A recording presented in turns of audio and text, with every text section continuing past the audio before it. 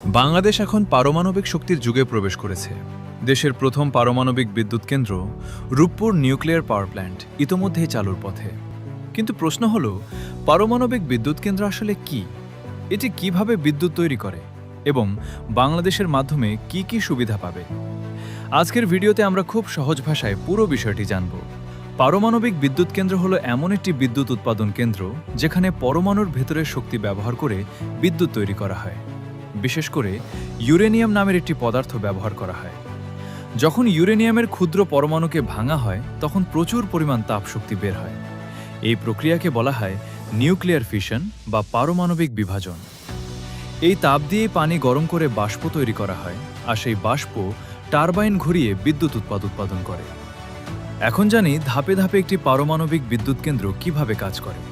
ধাপ 1, রিঅ্যাক্টরে ইউরেনিয়াম রাখা হয়, রিঅ্যাক্টরের ভেতরে ইউরেনিয়াম ফুয়েল থাকে। ধাপ 2, নিউক্লিয়ার ফিশন ঘটে, ইউরেনিয়াম ভেঙে প্রচুর তাপ তৈরি হয়। ধাপ 3, পানি গরম হয়ে বাষ্প তৈরি হয়, এই তাপ পানিকে অত্যন্ত গরম বাষ্পে পরিণত করে।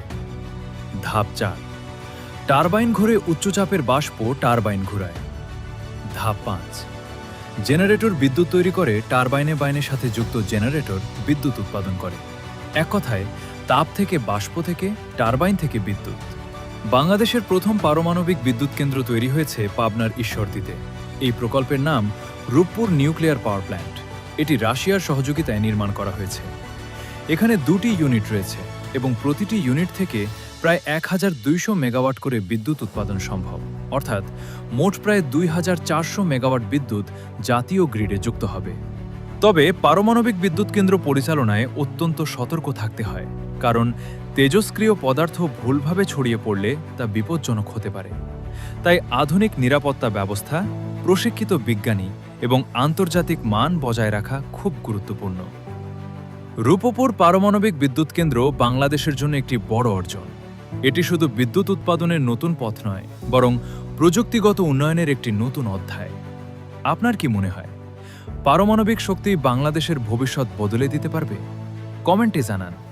ভিডিওটি ভালো লাগলে লাইক, শেয়ার এবং সাবস্ক্রাইব করতে ভুলবেন না। দাবা চাল চ্যানেলের সঙ্গে থাকবেন।